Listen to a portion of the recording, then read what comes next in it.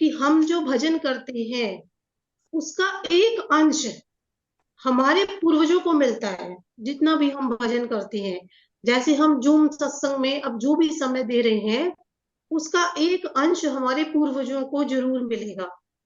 जिस समय अच्छा। नरसिंह भगवान जी प्रकट हुए थे प्रहलाद जी के सामने, तो उन्होंने प्रहलाद जी को कहा था वर मांगने के लिए। तो प्रहलाद जी ने उस समय कहा था कि मेरे पिता की दुर्गति ना हो, बड़े पाप किए उन्होंने, उन्होंने आपका बड़ा वाह। विरोध किया है। तब हम्म। उस समय प्रभु के नेत्र भर गए थे और उन्होंने ये कहा कि प्रहलाद, मैंने तेरे पीछे की 7 पीढ़ी और आगे की 7 पीढ़ी दोनों तार दी है। तेरे वंशजों को तो मैं वो कुछ भी कर ले, अब उनको देखूंगा नहीं, बस स्वीकार करूंगा।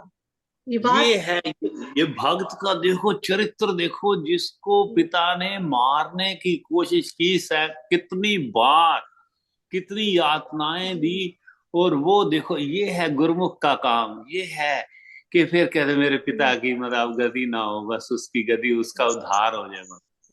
और ये बात पक्की है, ये गुरबाणी में भी आया है साध संगत जी, वो कहता है जिस सिमरत सब किल विख नासे, जिस सिमरत सब किल विख नासे, पितरी होए उधारो, सो हर हर तुम सद ही जाको, जाका अंत ना पारो। उस परम पिता परमात्मा नु हमेशा याद रखो, जिसके जपने से आपके पितरों का भी उद्धार हो जाता है।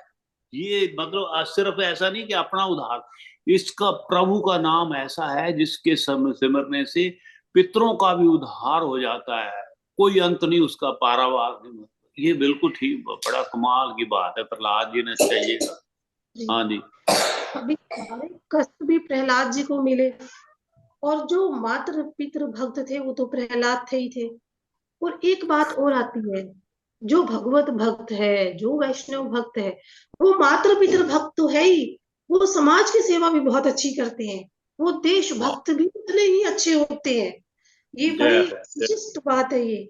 ऐसे बड़ा सुंदर उदाहरण है सरदार वल्लभ भाई पटेल जी का। वो बहुत हम्म। बहुत भक्त थे। वो गीता जी का पाठ किया करते थे।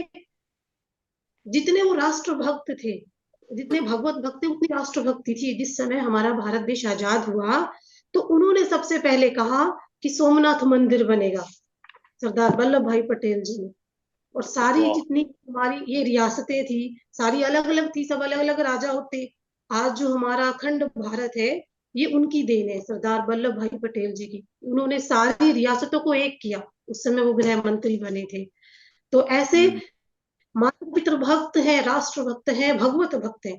और बड़ा वाह। जो है वो गीता जी का पाठ किया करते थे नित्य, सब वल्लभ भाई पटेल जी। तो कहते हैं कि अगर सारे संसार में आध्यात्मिकता का प्रचार हो जाए ना, तो संस्कृति भी सुरक्षित रहेगी और देश भी सुरक्षित रहेगा। ये बहुत जरूरी है। तो ऐसे ही अब खोजी जी जो है, वो अपने घर में थे, कुछ समय के लिए अपने घर आए हुए थे। उनके पिताजी का स्वास्थ्य ठीक नहीं था। तो खोजी जी को तो सत्संग बड़ा अच्छा लगता था। हर समय उनका मन ये रहता था कि अरे मेरे पिताजी का भी स्वास्थ्य ठीक नहीं है। तो सत्संग वो करते रहते थे, सत्संग कीर्तन चलता रहता था। तो अब उन्होंने ना बड़े संतों को बाहर से बुलाया हुआ था और सत्संग चल रहा था। उसी समय बीच में ही जो है उनके पिताजी ने शरीर छोड़ दिया। सारे भाई वगैरह, सारे रिश्तेदार धीरे धीरे आने लगे। अब सारे तो खूब रोने लगे। अब खोजी जी उन्हें समझाए, बड़ा समझाए। अरे बड़भागी हो भाई, तुम बड़भागी हो, इधर सत्संग चल रहा है, कीर्तन हो रहा है, और हमारे पिताजी ने बीच में शरीर छोड़ दिया।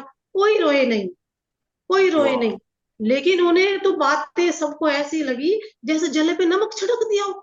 कोई सुनने को हाँ। तैयार नहीं। वो हाँ, भाई, दुनियावी लोग तो यही कहेंगे ना भी, ये क्या बात कर रहा है, भी हमें रोने भी नहीं दे रहा है, ये वो सब ये। हमारी मासी जी ने, सरला मासी बैठे हैं, सरला मासी जी की बहन ने ऐसा ही किया था।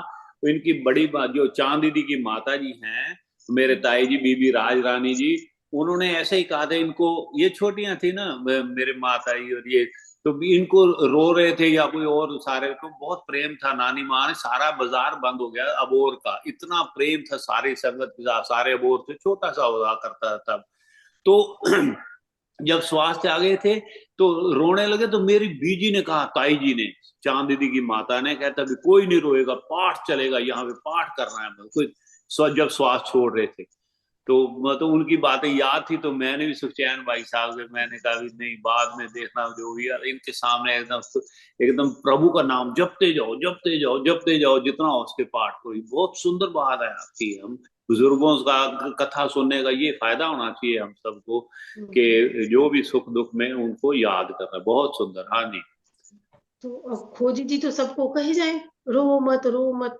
और जो उनके और भाई खड़े थे, रिश्तेदार खड़े थे, कह रहे अरे क्या इन बाबाओं को बुला लिया, इनका तो परछावा बुरा है, हमारे तो पिताजी मर गए। अब कोई ऐसे कहे, ये सारा सोच का फर्क है। खोजी जी तो कुछ कह रही है